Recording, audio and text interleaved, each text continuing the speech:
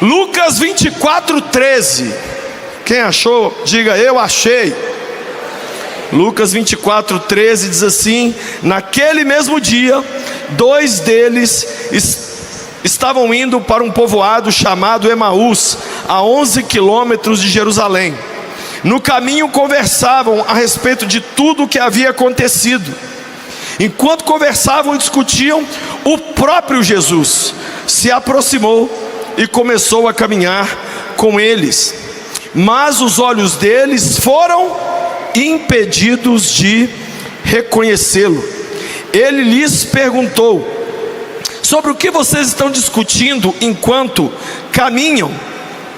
Eles pararam com rostos entristecidos, e um deles, chamado Cleopas, perguntou-lhe: você é o único visitante em Jerusalém que não sabe das coisas que ali aconteceram nesses dias? Que coisas? Perguntou ele. O que aconteceu com Jesus de Nazaré, responderam eles. Ele era um profeta poderoso em palavras e em obras diante de Deus de todo o povo. Os chefes dos sacerdotes e as nossas autoridades o entregaram para ser condenado à morte e o crucificaram. E nós esperávamos que era ele que ia trazer a redenção a Israel. E hoje é o terceiro dia desde que tudo isso aconteceu. Algumas das mulheres entre nós nos deram um susto hoje. Foram de manhã bem cedo ao sepulcro e não acharam o corpo dele. Voltaram e nos contaram ter tido uma visão de anjos que disseram que ele está vivo. Alguns dos nossos companheiros foram ao sepulcro e encontraram tudo exatamente como as mulheres tinham dito, mas não o viram. Ele lhes disse: como vocês custam a entender e como demoram a crer em tudo o que os profetas falaram? Não devia o Cristo sofrer essas coisas para entrar para a sua glória? E começando por Moisés e todos os profetas, explicou-lhes o que constava a respeito dele em todas as escrituras. Ao se aproximarem do povoado para o qual estavam indo, Jesus fez como quem ia mais adiante, mas eles insistiram muito com ele: fique conosco, pois a noite já vem e o dia já está findando. Então ele entrou para ficar com eles. Quando estava à mesa com eles, tomou o pão, deu graças, partiu e deu a eles. Então os olhos deles foram abertos e o reconheceram, e ele desapareceu da vista deles. E perguntaram-se um ao outro: não estava queimando o nosso coração enquanto ele nos falava no caminho e nos expunha as escrituras? Levantaram-se e voltaram imediatamente para Jerusalém. Ali encontraram os 11 e os que estavam com eles reunidos, que diziam: é verdade, o Senhor ressuscitou e apareceu a Simão. Então os dois contaram o que tinha acontecido no caminho e como Jesus fora reconhecido por eles quando partiram o pão. Eu quero hoje falar sobre cuidado com seus pontos cegos. Cuidado com seus pontos cegos. Quando o homem e a mulher pecaram no Éden, tudo em nós ficou muito deficiente, inclusive nossa visão.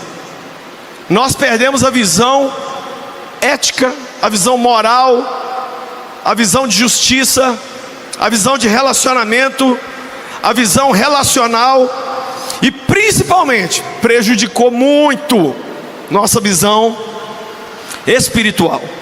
O pecado nos deu uma visão embaçada do mundo, de nós mesmos, dos outros e do próprio Deus. Assim nós temos aquilo que é chamado no trânsito de ponto cego. O que é um ponto cego? Vou ler para você aqui. Ponto cego é quando você está dirigindo um automóvel. Os pontos cegos são as áreas da estrada que não podem ser vistas ao olhar para frente ou para trás, através de qualquer retrovisor e espelho lateral. Mesmo olhando pelos retrovisores e pelo espelho lateral, o ponto cego é tão próximo do veículo que você não consegue ver. O ponto cego do retrovisor mais comum é o traseiro. São chamados de ponto cego as áreas que o condutor não consegue ver de modo direto ou usando qualquer retrovisor. Na prática, o ponto cego nada mais é do que a faixa onde o campo da visão é obstruído e tem baixa visibilidade.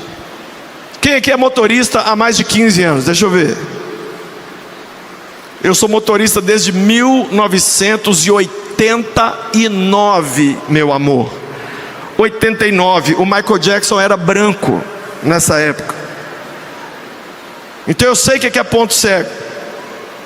Quantas vezes eu quase matei e quase fui morto por causa de ponto cego.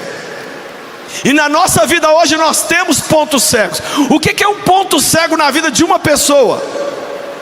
São aquelas partes do nosso estilo natural de personalidade que são óbvias para todo mundo, menos para nós mesmos, até que alguém nos aponte. São os comportamentos ou palavras que usamos sem perceber seu impacto nos outros. São aqueles defeitos que nós carregamos e que nós somos tão cegos para eles que nós ainda falamos assim: isso é lindo em mim. É a frase sábia que o meu pai sempre me ensinou: meu filho, não tem problema ser feio, o problema é achar bonito ser feio. Então a gente acha bonito ter um gênio forte, a gente acha bonito ser brigão, a gente acha bonito dever e não pagar, a gente acha bonito os outros se ferrar na vida, a gente bate palma quando as pessoas se lascam, a gente torce. Gente, é tanto ponto cego que tem em nós depois da queda no Éden, que é difícil até falar. Existe até um teste que se faz para você descobrir o ponto cego no trânsito, que é pegar a mão esquerda e tapar o olho direito.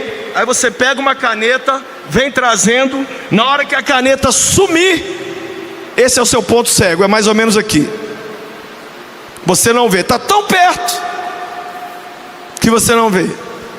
Está tão lá, todo mundo olha e fala assim: ai meu Deus, chegou essa mulher depressiva de novo que só conta problema. Ai meu Deus, chegou esse homem galinha, mulherengo. Ai meu Deus, chegou essa pessoa que é o maior contador de mentira. E eu anotei e quero te mostrar na Bíblia alguns pontos cegos, para a gente fazer uma análise nossa. Porque o que Jesus pede não é que a gente conserte ninguém, é que a gente mude a nós mesmos. Eu não posso me comparar com ninguém, eu tenho que me comparar comigo mesmo. E eu tenho que mudar, e eu tenho que tomar muito cuidado. Primeiro ponto cego que a gente vê é exatamente o que eu acabei de falar: somos ótimos em achar o ponto cego dos outros, menos o nosso. Coloca para mim por favor aí Mateus capítulo 7, do verso 3 a 5. Olha o que diz aí Mateus 7, de 3 a 5, diz assim a Bíblia Sagrada: por que você repara no cisco que está no olho do seu irmão e não se dá conta da viga? Olha uma coluna dessa aqui, ó, que está no seu próprio olho. Como você pode dizer a seu irmão: deixa eu tirar o cisco do seu olho, quando há uma viga no seu?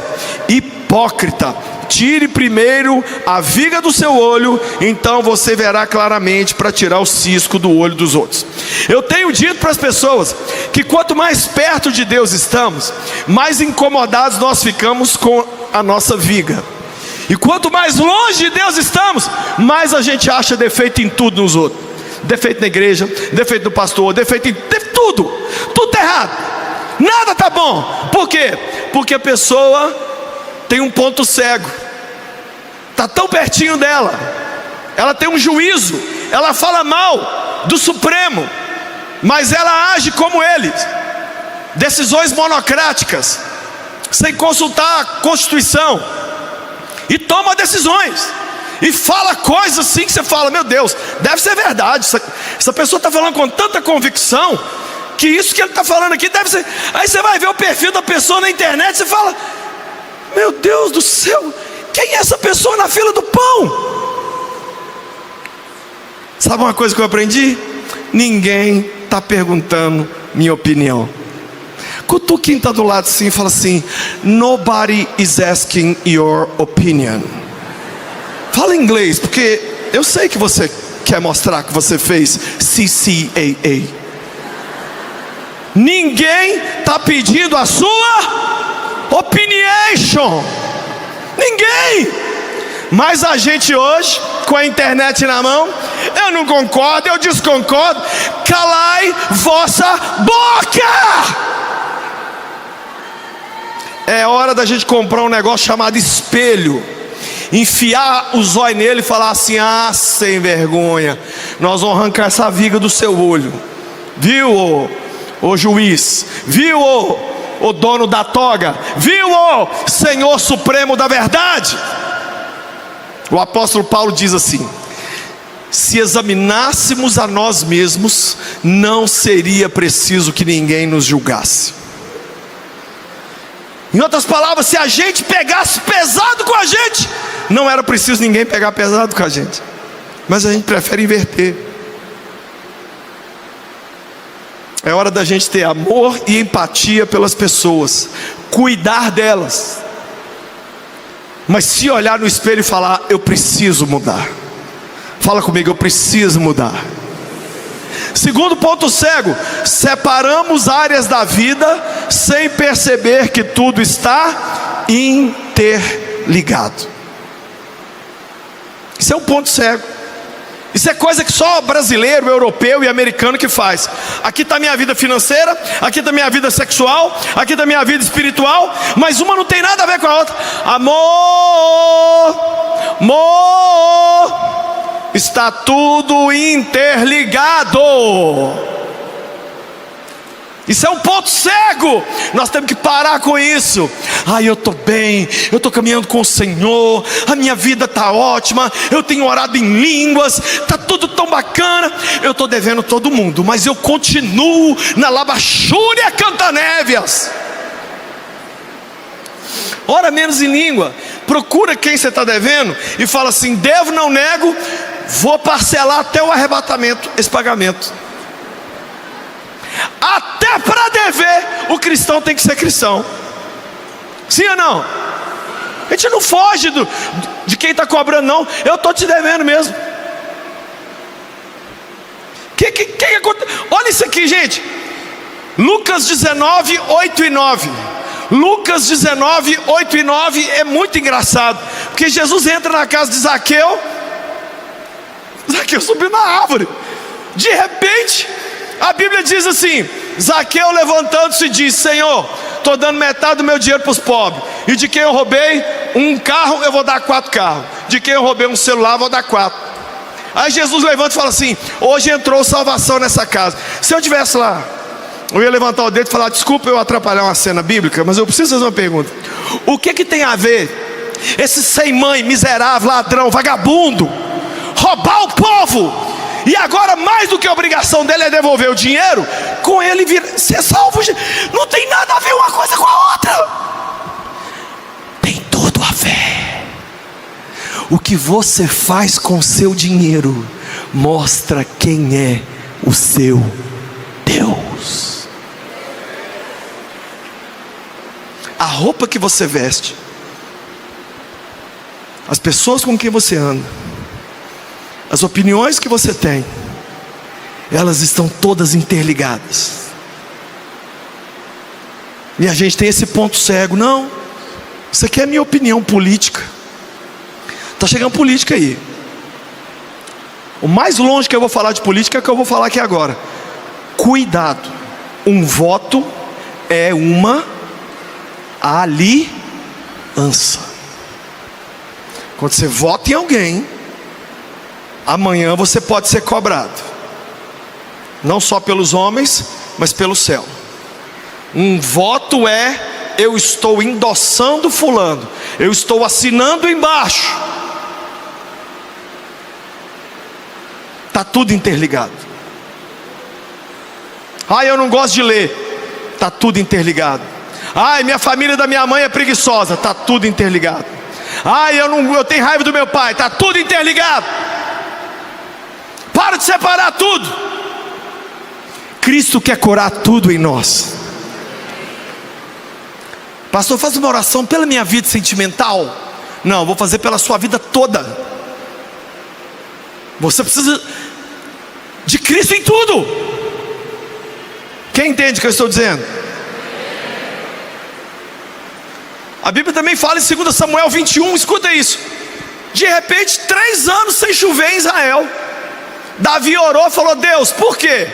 Deus falou assim: porque no governo passado de Saul, ele quebrou o voto que ele fez com os gibeonitas. 2 Samuel 21:1.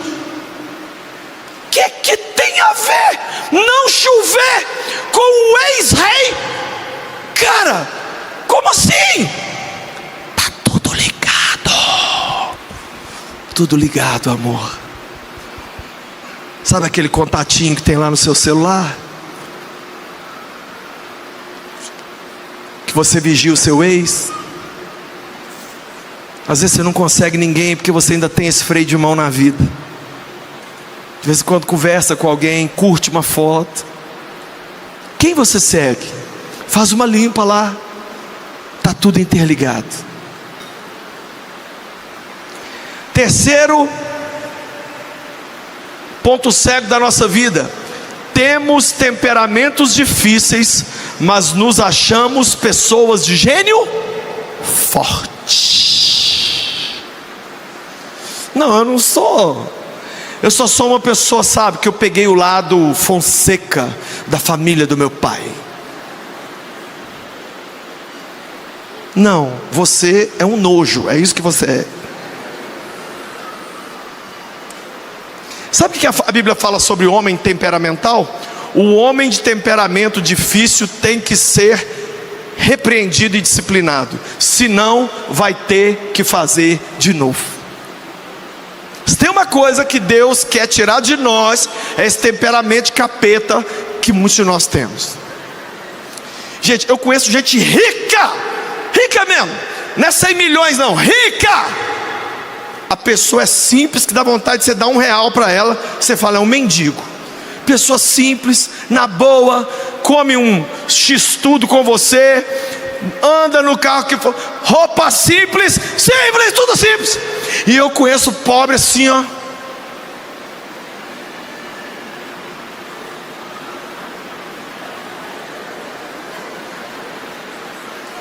Temperamento de Satanás. Satanás tem medo. Satanás passa no bairro e fala: meu Deus, meu Beuzebu, eu não posso passar perto dessa pessoa não. Sabe como é que eu defino o mundo hoje? Todo mundo é maravilhoso, até as coisas não acontecerem do jeito que elas querem. Então assim que Deus vai testar seu temperamento, sabe como? Acabando esse culto aqui e alguém te fechando ali fora. Vamos ver se o meu querido servo perdeu esse pontinho cego dele. Ai, anda desgraçado! É você, mulher, que vê uma outra mulher. Mulheres, vocês têm que fazer as pazes entre vocês. Tem que fazer. Esses dias eu vi uma mulher falando com o marido: se o mundo fosse governado por mulheres, não haveria guerra como Ucrânia, Gaza e Irã. O marido falou: tudo bem, mas a primeira reunião da ONU seria assim: a Espanha vai? Eu não vou.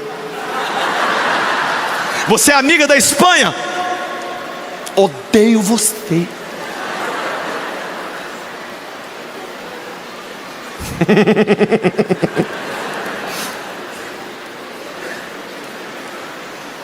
Provérbios 19:19. O homem de gênio difícil precisa do castigo, e se você o poupar, terá que poupá-lo de novo. Uma das maiores obras que Deus pode fazer na nossa vida é amansar a gente. Amansar. Ser mais tranquilo. ouvir às vezes algumas coisas que você não aguenta, falar ok. Sabe o que Provérbios diz? Que o homem sábio ignora a ofensa. E o idiota? Eu vou tirar satisfação, que não se fala assim comigo. Tá achando o quê?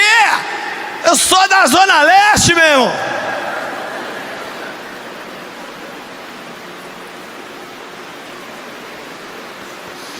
Quarto ponto cego que muitos de nós temos: tomamos nossas decisões de forma egoísta. Nós somos por natureza extremamente egoístas.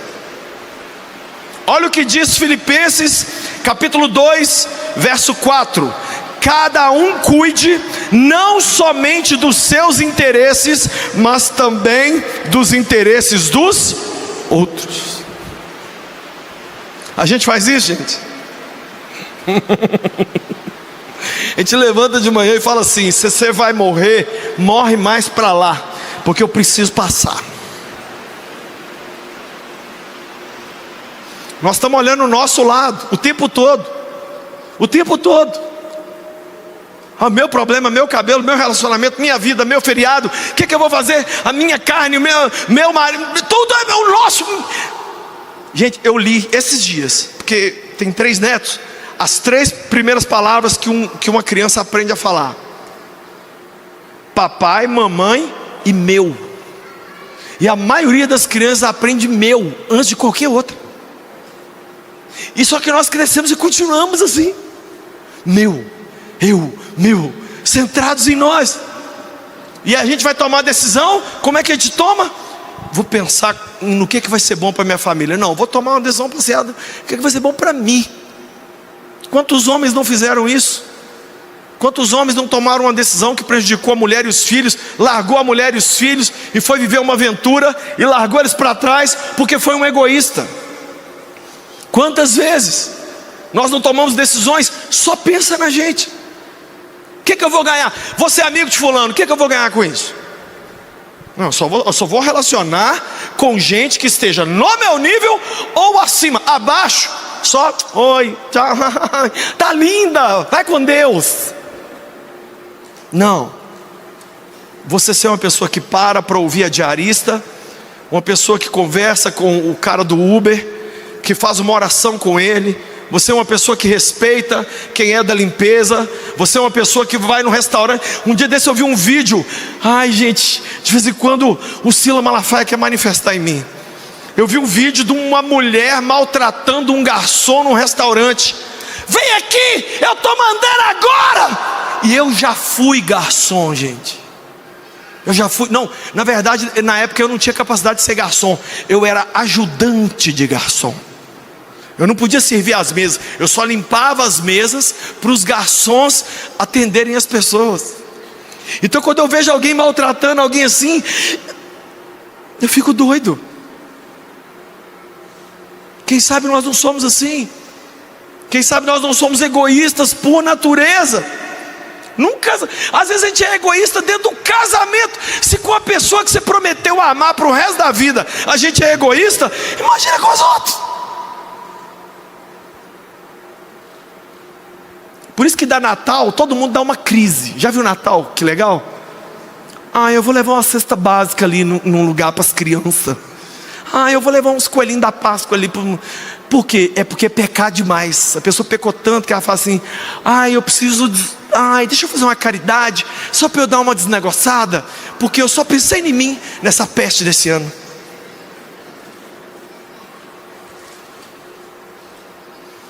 Quinto ponto cego: somos mais preocupados em parecer ser do que realmente ser. Hoje o que vende é a nossa imagem. O que as pessoas pensam de mim? Provérbios 13:7: alguns fingem que são ricos e nada têm, outros fingem que são pobres e têm grande riqueza. Você sabe o que uma pessoa falou para mim?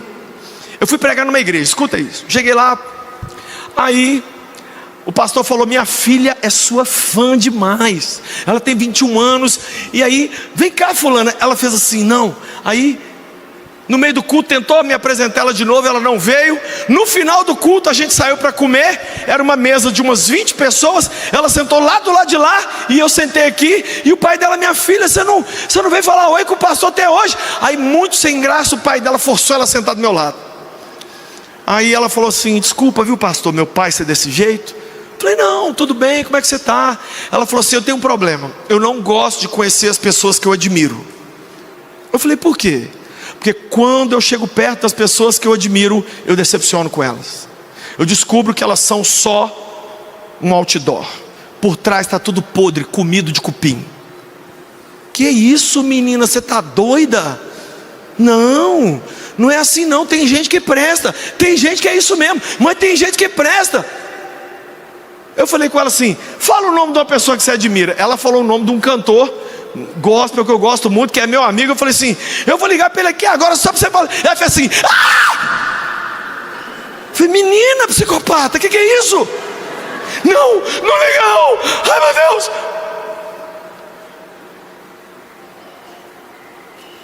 Eu falei outro dia com um pastor amigo meu: sabe que as pessoas estão falando sobre você? Que no púlpito você é bacana, mas quando você desce, eles ficam assim: cadê o cara que estava ali agora tão bacana? A minha oração a Deus tem sido: Deus, que a minha pior versão seja pública, que a minha melhor versão seja privada. Que as pessoas que me conhecerem no privado possam falar assim: vocês acham que conhecem o Lucinho, mas ele embaixo, ele é muito mais alegre, muito mais brincalhão, muito mais solícito, muito mais sente a sua dor. Não, hoje é o que posta. A pessoa está destruída, a foto no Instagram. O Senhor, a alegria do Senhor é a nossa força. Eu já vi uma foto assim, a pessoa escreveu lá embaixo assim: o botox do Senhor é a nossa força. Que era puro botox. Quem sabe nós não estamos aqui hoje só preocupados em parecer. Eu preciso parecer rico, senão eu não conecto com o rico. Eu preciso parecer sábio, então eu tenho que dar aquela meia dúzia de frases, água mole em pedra dura. Eu tenho que parecer crente, então eu tenho que saber 3 versículos. Por isso que eu sempre amei trabalhar com adolescente jovem. Sabe como é que é adolescente? Você vira para eles e fala assim: e aí Zé, beleza? Não, estou ferrado, estou querendo morrer e estou querendo matar antes de morrer. Adulto, a vida destruída. E aí fulano, beleza? A paz do Senhor Jesus Cristo, aleluia. É castelo de cartas, você vai cair. Seja real, pô. Fala: gente, não estou bem, estou precisando de ajuda. Tá vendo essa roupa aqui? Estou devendo ela todinha.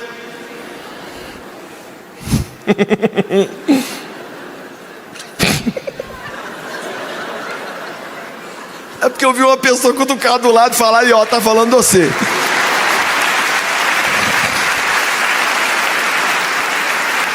Sexto ponto cego: deixamos para depois o que tem que fazer agora, e decidimos agora tudo que é fútil e tudo que não tem nada a ver. É a parábola das virgens loucas e sábias. As virgens loucas não se prepararam com o azeite, e as sábias se prepararam. Nós somos aquelas pessoas assim: hoje eu vou no campo ver o jogo, hoje eu vou fazer uma unha. Já viu mulher anunciando que vai lavar o cabelo? Elas começam de manhã: hoje eu vou lavar o cabelo, hein gente? E vai, põe na internet, vai falando aquilo dentro de casa: vou lavar o cabelo, vou lavar. É um evento, é uma situação que venha, é tipo a entrega do Oscar. E o homem tá assim: eu nem sei se eu tenho isso na minha cabeça, caramba. Para essas coisas, somos decididíssimos. Mas para se inscrever num carisma e estudar e aprender mais da palavra de Deus, não sei gente, se eu deveria. Eu vou ter que perder meus sábados de manhã, ou minhas terças. Ok. Pedir perdão para o meu pai? Meu pai é que me deve perdão. Então eu já sei que é você que vai dar mais chilique quando ele morrer na beira do caixão. Corre lá no velho e acerte sua vida com ele, que os velhos têm mania de morrer. E quando ele morrer, você vai ficar enchendo a paciência do pastor. Não deixa meu pai não.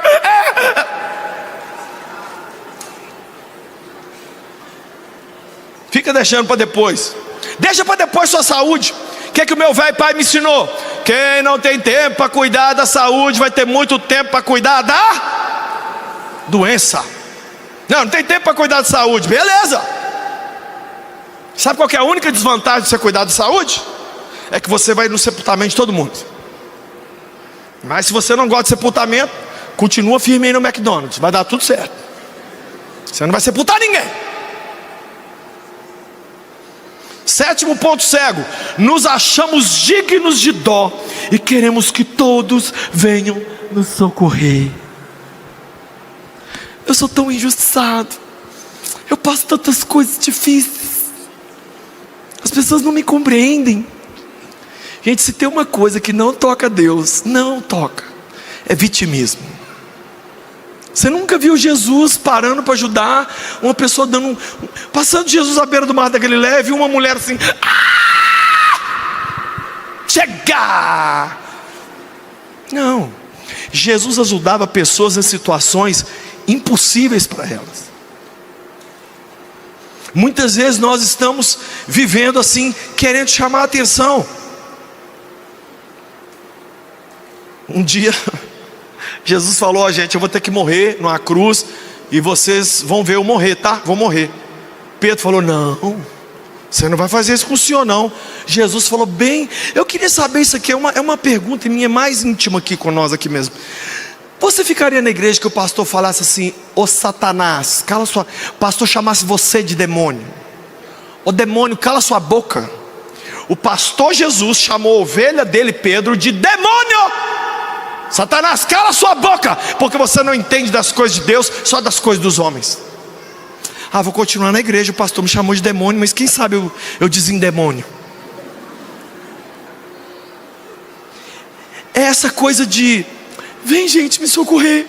Eu sou essa pessoa, sabe, sempre arrebentada, sempre carente, sempre com um discurso de derrota. Não! Você pode estar no fundo do poço que for, você tem que ser capaz de dar um glória a Deus. Você tem que ser capaz de entrar aqui, ver um louvor desse e falar assim: diabo, você está me atormentando, mas eu agora vou oferecer 4 louvores ao meu Deus aqui, e eu não quero saber de nada. Eu vou levantar minha mão mais alto e eu vou dar glória a Ele, porque Ele é muito maior do que a minha luta, do que o meu problema, do que a minha dificuldade, do minha lágrima.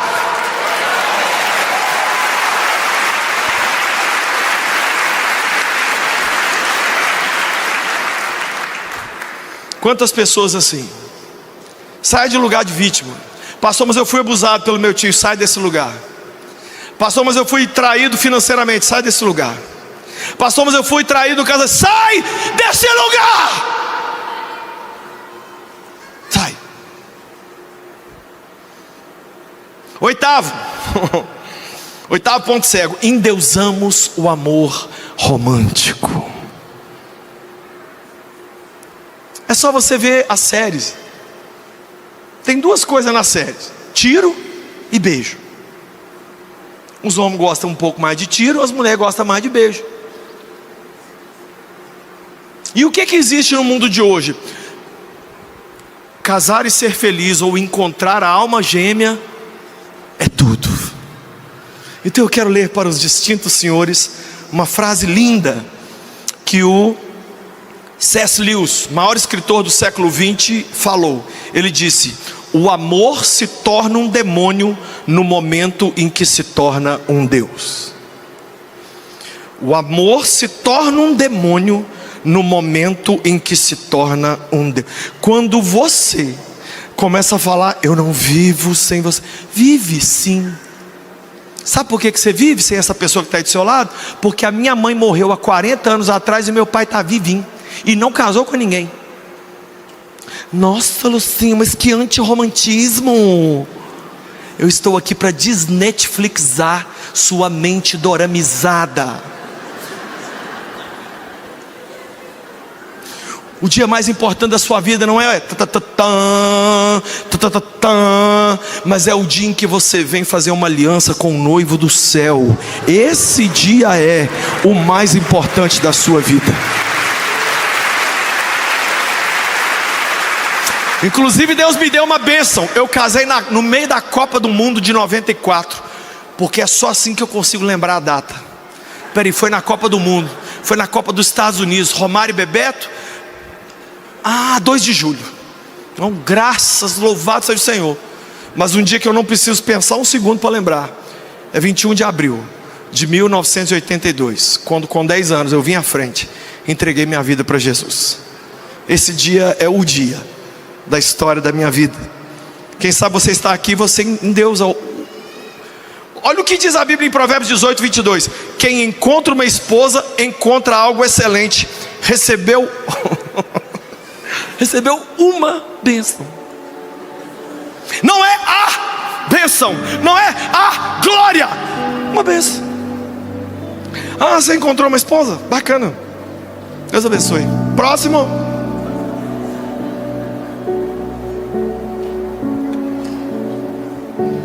Outro ponto cego: culpamos os que estão ao nosso redor e passamos pano para nós mesmos. É a cena de Gênesis 3, né? Deus chega e fala: Adão, o que você arrumou? Foi a mulher. E mulher, o que você arrumou? A serpente. E aí, serpente?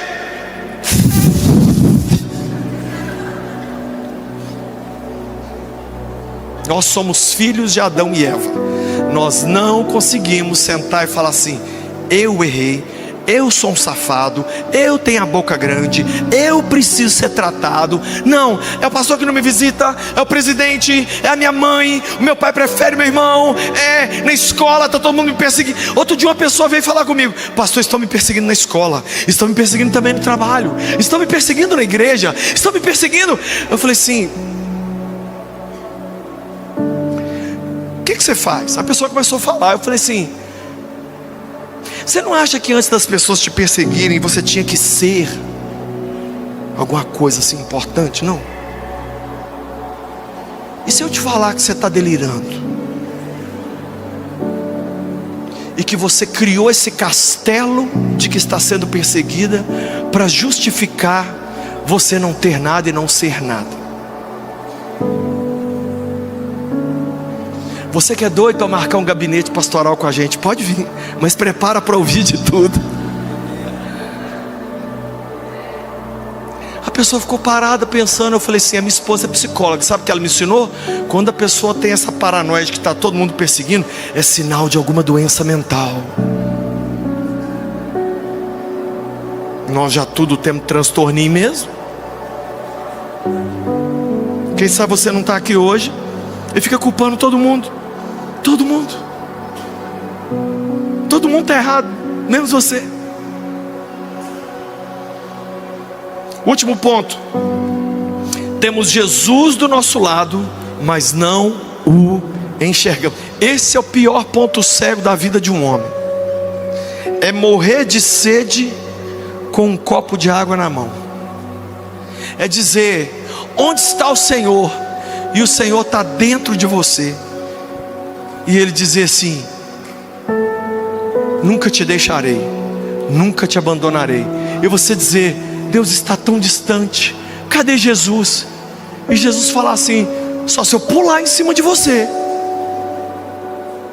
Eu já mandei pastor pregar para você, já mandei vídeo do YouTube, já mandei a Gabriela Rocha cantar uma música para você, já mandei o Fernandinho fazer cair fogo do céu e chuva não sei quantas vezes, mandei o Cláudio Duarte vir, já mandei um tanto de coisa, até propaganda eleitoral política eu estou falando com você, e você não me... Gente, essa história é isso: dois tapados andando com Jesus aqui, ó, e não viram. Sabe que hora que eles viram? Quando tudo acabou. Ai, como eu tenho medo disso. Como eu tenho medo de ser uma pessoa que vive a vida, chega no final e fala assim: peraí, eu podia ter orado mais, eu podia ter buscado mais, Eu podia ter sido um canal maior, eu podia ter abraçado mais, eu podia ter sido menos machucadinho, menos traumatizadinho. Eu podia ter sido mais homem, caramba. Eu podia ter perdoado. Não, fui essa florzinha de Jesus, tudo me machucava. Ai, tô dodói, ai, mais um dodói, ai, minha vida é toda dodói. Não. Jesus explicou tudo para eles, de Moisés até o fim do Velho Testamento. Jesus contou tudo. Na hora que Jesus parte o pão, o ponto cego some e eles enxergam Jesus. Aí não tinha mais como perguntar, não tinha como falar mais nada, ele já tinha sumido. Ei, está chegando um feriado aí. Não perde Jesus no feriado. Não perde Jesus nesse meio de ano. Não perde Jesus na Copa do Mundo, nem na política. Não perde Jesus. O que eu faço para não perder Jesus? Cuidado ao olhar para os retrovisores. A gente perde muito Jesus quando a gente foca no passado. Olhar o retrovisor é olhar o passado. O que a gente tem que fazer para não ter ponto cego? Mantenha os espelhos limpos. Se você quer enxergar tudo, você tem que manter sua mente limpa, seus olhos espirituais limpos. Como? Meditando na palavra. Só a Bíblia tira a sofisma e as mentiras da nossa mente. Como que você evita o ponto cego? Redobre sua atenção ao mudar de faixa. Eu estou lendo aqui, gente, as instruções do Detran. Isso que não é coisa que eu escrevi não. Fui lá no Detran, escrevi assim: o que eu tenho que fazer para evitar ponto cego? Primeiro, cuidado ao olhar pelos retrovisores. Segundo, mantenha os espelhos sempre limpos. Terceiro, redobre a atenção ao mudar de faixa. O que significa isso? Os nossos pontos cegos tendem a aparecer mais quando a gente vai tomar decisões de mudanças na vida. Mudar de faixa. Quarto, tenha atenção com motos e bicicletas. Sabe o que significa isso? Muitas vezes o ponto cego se manifesta nas coisas menores.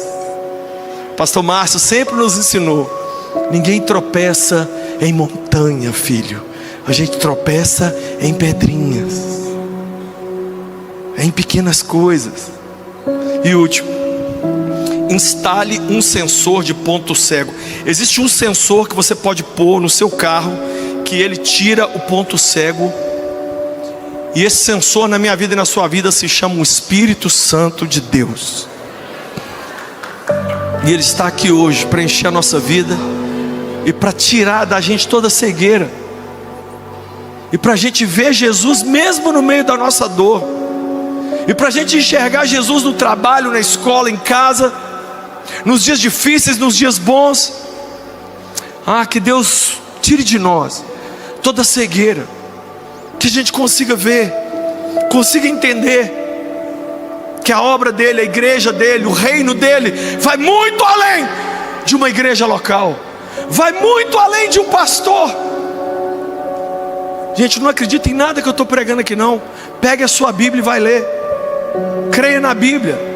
Pare de endeusar cantor, pare de endeusar pastor. Vai para a palavra, vai para o joelho, vai para a oração. Fala com Deus: Deus, o pastor pregou sobre ponto cego, tem algum na minha vida? Me molha, me lava, me ensina, me inspira, e arde de novo o meu coração que ficou frio. Vem, Jesus. Eu não estou vendo, todo mundo vê. Gente, ponto cego é igual mau hálito. Todo mundo fala, chegou a boca de jaula. A pessoa conversa, você fala: me arrebata, Jesus, me leva, me mata, qualquer coisa. E a pessoa está tranquila. Um dia um pastor falou comigo: Lucinho, vai até fulano e fala com ele que a boca dele fede. Falei: eu não vou fazer isso, pastor. Ele pegou e escreveu num papel assim: sua boca está fedendo. Colocou na minha mão e falou: ele está de blazer, vai lá e põe dentro do blazer dele. Eu fui lá, dei um abraço dele, joguei dentro do blazer e fui embora. Aí eu fui embora, contei para minha esposa. Você acredita que o pastor fez eu colocar um recadinho no bolso do fulano, de que a Patrícia falou: a boca dele fede muito mesmo. Eu falei: não, mas não é essa a minha preocupação não, Paty. A minha preocupação é eu estar colocando o bilhetinho e a minha boca está fedendo. Mateus 15, verso 21 diz: saindo daquele lugar, Jesus retirou-se para a região de Tiro e Sidom. Uma mulher cananeia, natural dali, veio a ele gritando. Uma mulher gritando. Até agora o texto está normal. Senhor, filho de Davi, tem misericórdia de mim. Minha filha está endemoniada e está sofrendo muito. Eu, como sou homem, você viu que eu falei baixo. Mas Jesus não lhe respondeu palavra. Então seus discípulos se aproximaram dele e pediram: mande-a embora, pois ela vem gritando atrás de nós. Ele respondeu, não para ela, respondeu para os discípulos: eu fui enviado apenas às ovelhas perdidas de Israel. A mulher veio, adorou de joelhos e disse: Senhor, ajuda-me. Ele respondeu: não é certo tirar o pão dos filhos e lançá-los aos cachorrinhos. Disse ela, porém: sim, Senhor, mas até os cachorrinhos comem das migalhas que caem da mesa dos seus donos. Jesus respondeu: mulher, grande é a sua fé, seja conforme você deseja. E naquele mesmo instante, sua filha foi curada. Essa história é muito impressionante, porque fala de uma mãe louca por Jesus. Tem mãe louca por Jesus aqui? Uma mãe louca por Jesus. E a motivação dessa mulher, no início da história, a situação crítica da filha. A gente que já é pai, que é mãe, a gente sabe que a gente está disposto a qualquer coisa pelos filhos. E o que essa mulher viveu, eu quero começar com 3 curiosidades sobre esse texto. Pode ir colocando aí para mim 3 curiosidades sobre esse texto. Primeiro, é a única pessoa que veio até Jesus pedindo ajuda e ele simplesmente ignorou. Por isso que eu falo que a maioria de nós não daria conta de ser discípulo de Jesus, nem na versão atualizada dele. A gente não ia aguentar. Imagina o pastor passando: pastor, eu estou desesperado. Nem olha, nem responde, simplesmente andou. Segunda curiosidade, é a única pessoa que Jesus comparou a um cachorro. Uma coisa é te ignorar, outra coisa é te chamar. Apesar de que o mundo mudou. Quando eu nasci e a pessoa fazia uma coisa muito errada, falava: seu cachorro. Hoje, cachorro. O mundo mudou. O mundo hoje é assim, ó. Coisa número 1, cachorro. Número 2, monjaro. Número 3, aí lá embaixo vem Jesus. Aí lá embaixo vem família. Eu estou desacostumado. Houve uma época em que chamar a pessoa de cachorro era a ofensa das ofensas. Porque na verdade chamar de cachorro era dizer que você não era ovelha. Quem não é ovelha não tem pastor. Quando Jesus chamou ela de cachorro, estava dizendo: você não tem uma aliança comigo. E terceiro, é considerada a pessoa que mais enfrentou obstáculos para alcançar o milagre de Jesus. Mais do que Zaqueu, mais do que Bartimeu, mais do que a mulher do fluxo de sangue, a história dela é uma história memorável.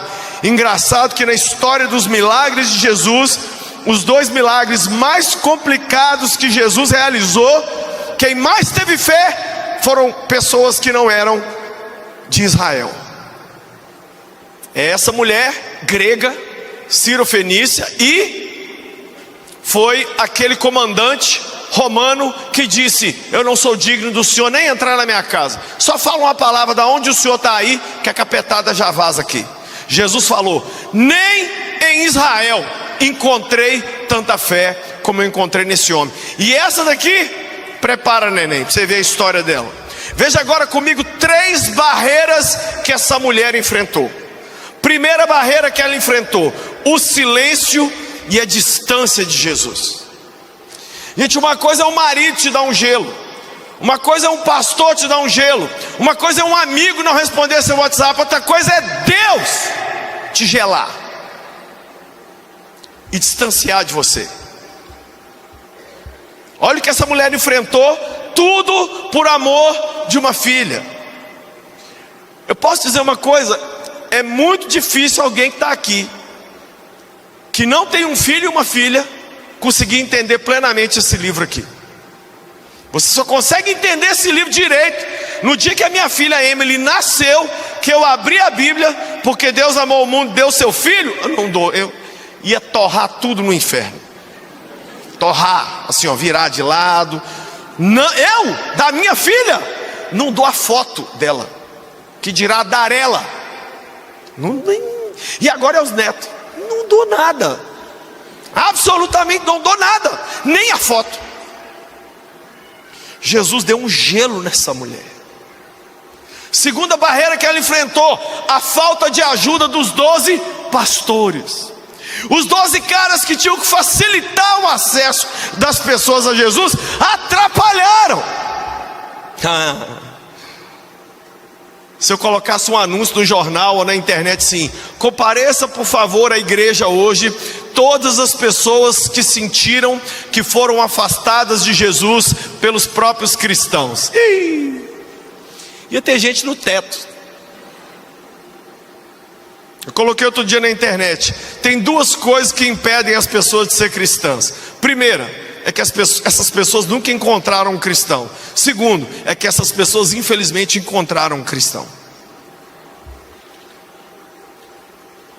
Gandhi um dia disse para um cristão na Índia: se vocês vivessem como seu mestre, o hinduísmo já tinha acabado no meu país e todos seriam cristãos. Os 12 pastores pioraram a história dela ao invés de ajudá-la. E a terceira barreira que ela enfrentou: a exclusão, o não de Deus. Ela foi chamada ela entrou na história com um problema, uma filha endemoniada. E logo ela estava com dois problemas: minha filha está endemoniada, e eu fui lembrada de que eu sou uma excluída.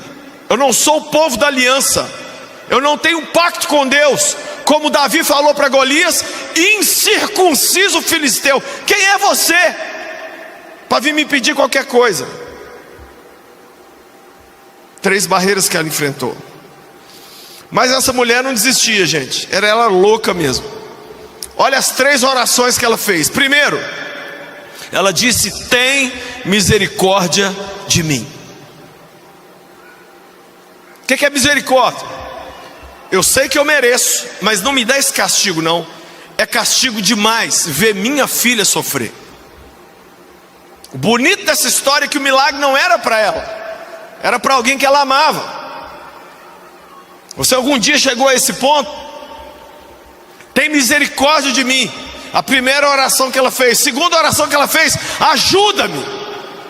Lá no meio da história, ela ajoelha diante de Jesus e fala: Senhor, ajuda-me. Quantos de nós chegamos diante de Deus falando assim: Senhor, e aí? E essa demora? Até quando? Eu sou teu servo, tenho dado dízimos e ofertas. Tem misericórdia de mim e ajuda-me. Uma atitude de humildade. Terceira oração dela: eu não sou digna mesmo, mas mesmo assim me dê um pouquinho de migalha. Eu não quero a bênção toda, eu só quero que o Senhor não precise nem de olhar para mim, só pensa em mim e o meu milagre já vai chegar.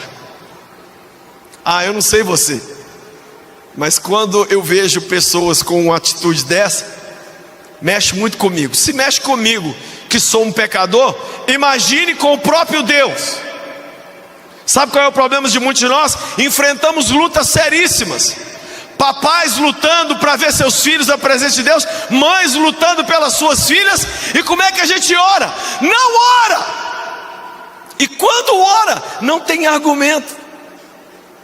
Eu lembro que um dia eu estava num hospital. Eu já estava no hospital há muito tempo. E eu estava com uma doença muito grave, e foi uma das 3 vezes que eu fui desenganado. Eu era uma criança. E eu lembro que a minha mãe estava assim, e o médico entrou e falou assim: então mãe, eu acho que de hoje ele não passa. Eu olhei para minha mãe assim e falei assim: está falando de mim, mãe? Ele falou: é. Gente, nós éramos de uma igreja batista congelada. Não era gelada não. Não podia ter bateria, não podia bater palma, não podia nada, não podia, às vezes podia respirar dentro da igreja. de vez em quando. Nada, não podia nada. Não acreditava em milagre, não acreditava em nada de possessão demoníaca, em cura, libertação, nada. A minha mãe, eu não sei o que entrou nela. Eu sei que ela faz assim com o dedo assim. Às vezes está faltando a gente ressuscitar aquele dedo de profeta. Minha mãe fez assim, ó, deixa eu falar uma coisa para o senhor. Eu não pus filho no mundo para eu sepultar ele. Ele vai me sepultar. E o senhor está escutando? Esse menino vai viver, porque eu pedi a Deus que ele fosse homem, que ele tivesse olhos verdes e que ele fosse pastor. E por enquanto ele só tem olho verde. Homem está parecendo que é também.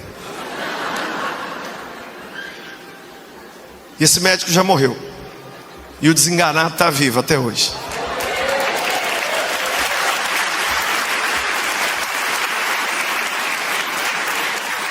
Uma mãe que sabe orar. Como é que é a frase, gente? Todo mundo aqui tem que saber. Mães de joelhos, filhos de pé. Pais de joelhos, filhos de pé. Ai, pastor, mas olha a frase, gente. A mão que balança o berço governa o mundo. As pessoas mais influentes do mundo são as mães. Você sabia que em vários países... Escuta isso aqui, uma curiosidade. Eu li outro dia, em vários países do mundo, por exemplo, se você é um grego casado com uma filipina e você tem um filho, ele não é reconhecido como grego, como filipino, porque sabe que a grande parte da educação vai vir da mãe. Esse é o poder que uma mulher tem. Agora, ela sabia provocar o Senhor, falar com Ele. Você precisa, mãe, você precisa, pai, você jovem, homem, mulher, solteiro, não importa, aprender a falar com Ele. E não é só, então o Senhor está me dando um gelo? Tchau. Não, olha os nomes que ela foi xingada. Primeiro, desequilibrada. Por quê? Porque o texto começa assim, ela vem gritando atrás. Deixa eu contar para vocês, essa história aqui não aconteceu em 3 minutos. Do momento em que ela chegou e falou com Jesus, até a hora que Jesus falou, pode ir embora, você é uma mulher maravilhosa, grande é a sua fé, o Satanás já foi embora de sua filha, não foi 5 minutos. Jesus foi embora mesmo, foi embora. Muitos comentaristas dizem que ela caminhou mais de 1 hora, gritando atrás dele. Ai, a maioria de nós, tão sentidos que somos. Ai, eu estou abalado. Por quê? Porque eu acordei. Ai, nós somos abalados por causa de notícia boa, notícia ruim, notícia nenhuma. Eu sou de uma geração, gente, que a gente tomava pancada na cara fora e ainda agradecia. Ai, obrigado, você me bateu. Bate mais do lado de cá para ficar igual. Hoje, qualquer coisa joga a gente no chão. Ela foi taxada de desequilibrada. Senhor, essa doida vem gritando atrás de nós. Ai, quem quer o nome de desequilibrado aqui? Eu quero. O Lucinho tem probleminha. Tem mesmo. Eu tenho. E que esse desequilíbrio meu não seja pela política, nem pela Copa do Mundo, nem por dinheiro, nem por fama, que seja pelo Filho de Deus. Vem gritando, ela vem gritando. Segundo título que ela foi chamada, cachorro. O que é cachorro? Não é ovelha. Você não é ovelha. Você é uma excluída. Você não está no ano da aliança, minha flor. O que você está vindo falar comigo? Você não é do povo a quem eu fui enviado. Esse foi o segundo nome que ela foi chamada. E terceiro nome, mulher, grande é a sua fé. Por causa da sua resposta, vá. E a sua filha já está liberta. Ai, que Deus levante nessa noite homens e mulheres aqui que sejam doidos da cabeça igual essa dona aqui. Agora aprenda a lição, amores. Primeiro você é xingado, Depois as pessoas reconhecem a fé que você tem e o Deus que você tem. Não espere entrar numa história com todo mundo te aplaudindo. Ai, que lindo, ela é a que grita pela filha. Não, todo mundo vai falar: é uma perturbada, é uma doida, é uma sem noção, é uma cachorra. Au, au, cadela. Lá na frente, eu já vivi isso tanto. Pessoas me xingaram. Aí lá na frente a pessoa encontra comigo e fala assim: eu sempre acreditei em você. Ah, cala a boca. Você xingou também.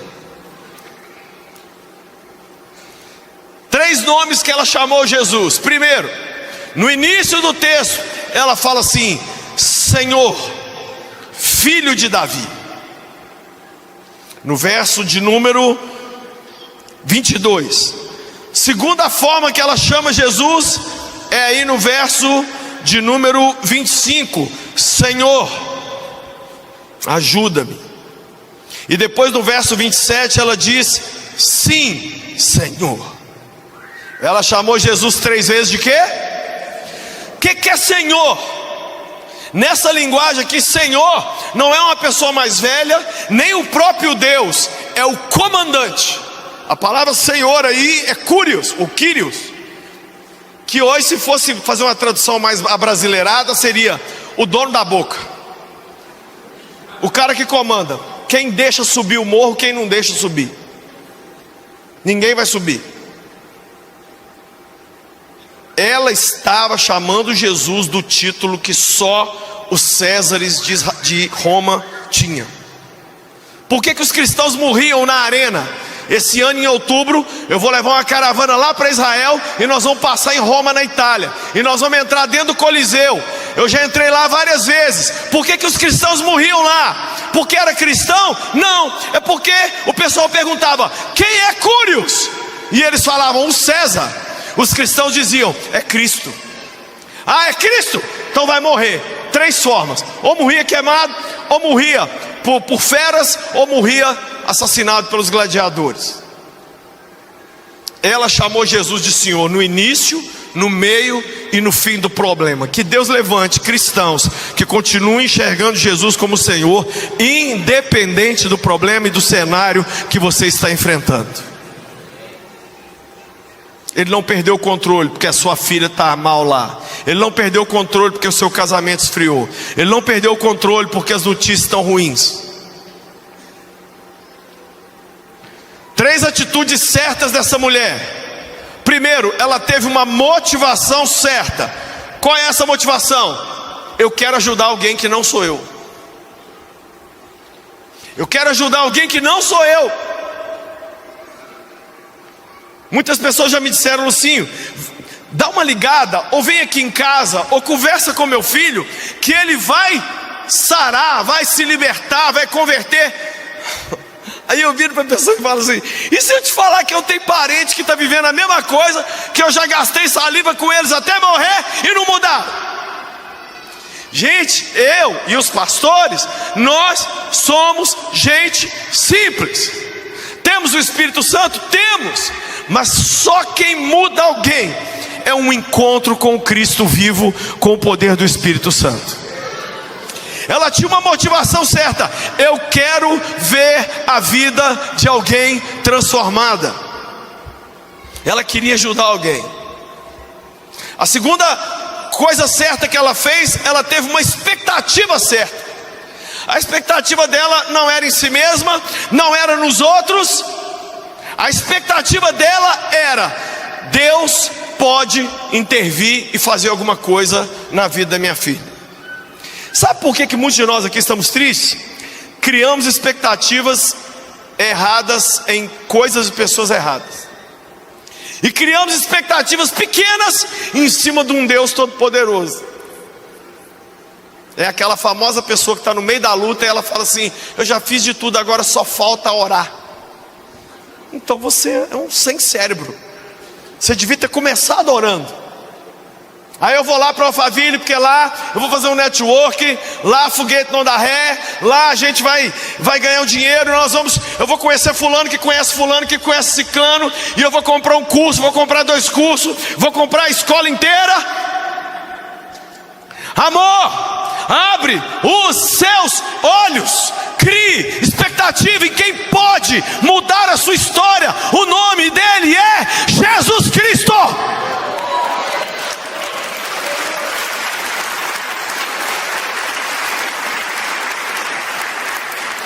Outra coisa que essa mulher fez, ela deu o surto certo. Tem muita gente surtando por causa de besteira. Eu não aguento mais essa bagunça aqui dentro de casa. Ai, eu não. É para endoidar? Vamos endoidar por uma causa justa e por uma causa boa. Eu vou fazer doideira e vou ser chamada de desequilibrada até eu ver o Satanás embora da vida da minha filha.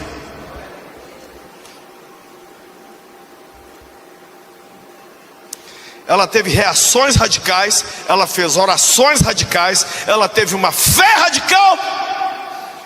O surto dela foi do tamanho do problema que ela tinha. 3 razões para essa mulher ser tão louca por Jesus. Primeiro, ela certamente ouviu falar dele. Alguém contou para ela. Tem um homem lá em Israel, porque esse aqui não se passou em Israel. Isso aqui é Tiro e Sidom. Essa história foi longe de Israel.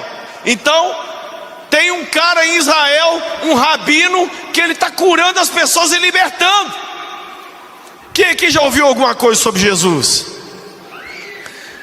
Isso deveria provocar em você o mesmo que provocou nela. Poxa, se Jesus já fez isso aqui por tantas pessoas, eu quero que ele faça por mim também.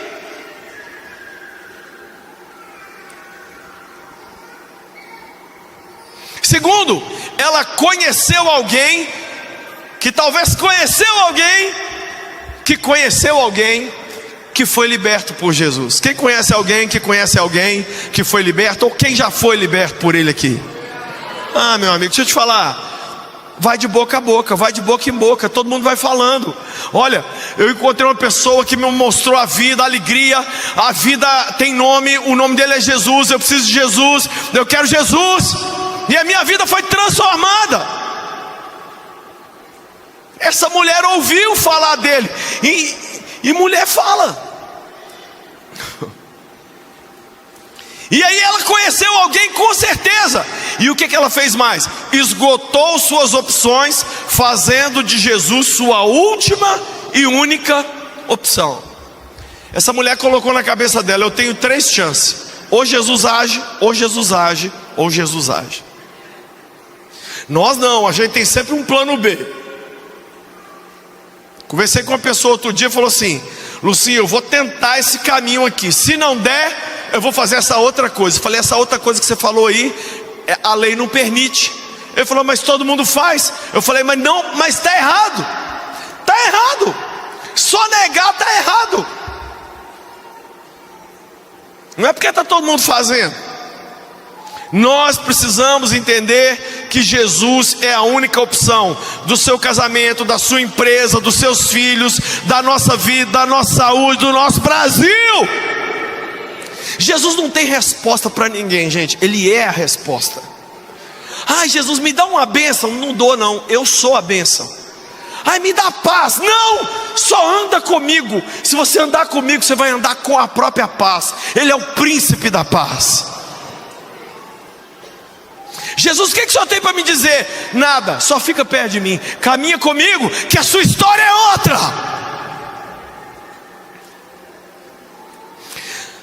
Três provas de que essa mulher era uma mãe muito louca por Jesus. Primeiro, ela seguiu Jesus, gente. Vocês não estão entendendo. Hoje você coloca lá no Instagram para tentar ver onde a pessoa está, lê a localização. Naquela época, como que ela fez para saber que Jesus estaria naquela região, naquela época? Ela foi muito doida. Ela deve ter arrumado alguém para ficar com a filha e saiu doida, desvairada, procurando Jesus. E nós hoje pensando se vamos para o culto com chuva. Ai, tá meio chovendo. Ai, não sei, sabe? Esse cristianismo terapêutico tem que morrer. Eu estou com um sermão chamado cristianismo terapêutico ou cristianismo cristocêntrico. O cristianismo terapêutico é aquele assim, ó: eu entro com o mínimo esforço possível, esperando a máxima resposta possível. Muda de religião, meu amor, você bateu na porta errada. Cristianismo não é assim. Essa mulher seguiu Jesus, não sei por quantos dias, até encontrá-lo. Segundo, ela arrumou um tumulto para chegar perto dele. E as mulheres já vêm de fábrica com essa capacidade de criar um barraco, de fazer um tumulto, de começar uma gritaria. Não tinha pastor que impedisse, não tinha obstáculo.